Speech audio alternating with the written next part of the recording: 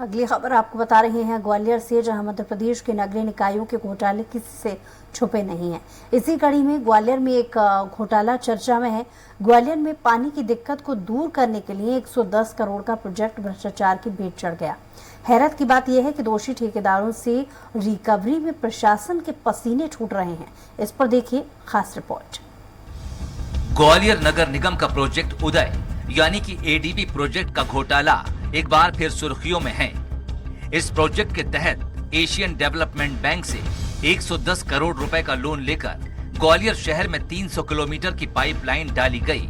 शहर में 15 पानी की टंकियों को बनाया गया, जिसकी लागत 12 करोड़ 75 लाख रुपए थी।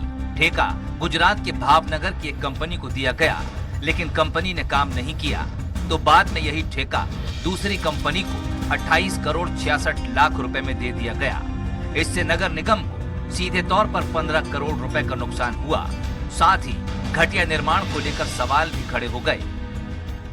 ग्वालियर नगर निगम में 77 करोड़ रुपया का घोटाला ऑडिट के द्वारा निकाला गया है, और जो ऑडिट आपत्तियां जारी की गई थी उनका आज दिनांक तक निराकरण नहीं किया। इसी मामले को लेके, क्योंकि जो ठेकेदारों से वसूली करनी है और दोषी अधिकारियों से वसूली करनी है, निगम हित में जनहित में इस पैसे की वसूली होती है यदि ठेकेदार और दोषी अधिकारियों से, तो ग्वालियर विकास के लिए ही ये पैसा काम आने वाला है।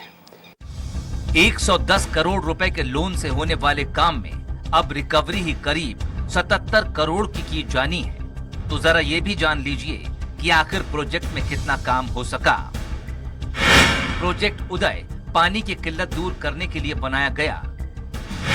प्रोजेक्ट उदय के लिए एडीबी से 110 करोड़ का लोन लिया। 300 किलोमीटर पानी की पाइपलाइन बिछाई गई। तिघरा पर 45 एमएलडी का वाटर फिल्टर प्लांट बनाया गया। मोती झील के पुराने फिल्टर प्लांट का रिनोवेशन किया गया। शहर में 15 पानी की टंकियां बनाई गईं। 6500 घरों के लिए पानी के मीटर खरीदे गए। 2009-2010 की ऑडिट रिपोर्ट में ही ठेकेदारों से 23 करोड़ की वसूली निकाली गई, जो अब तक जमा नहीं की गई है। वर्तमान में ये राशि 77 करोड़ तक पहुंच गई है, जिसे लेकर फिर से पीएमओ और केंद्रीय वित्त मंत्रालय में शिकायत की गई है। इस घोटाले के लिए तत्कालीन अधिकारी, महापौर और सभापति को जिम्मेदार ठहराया गया है।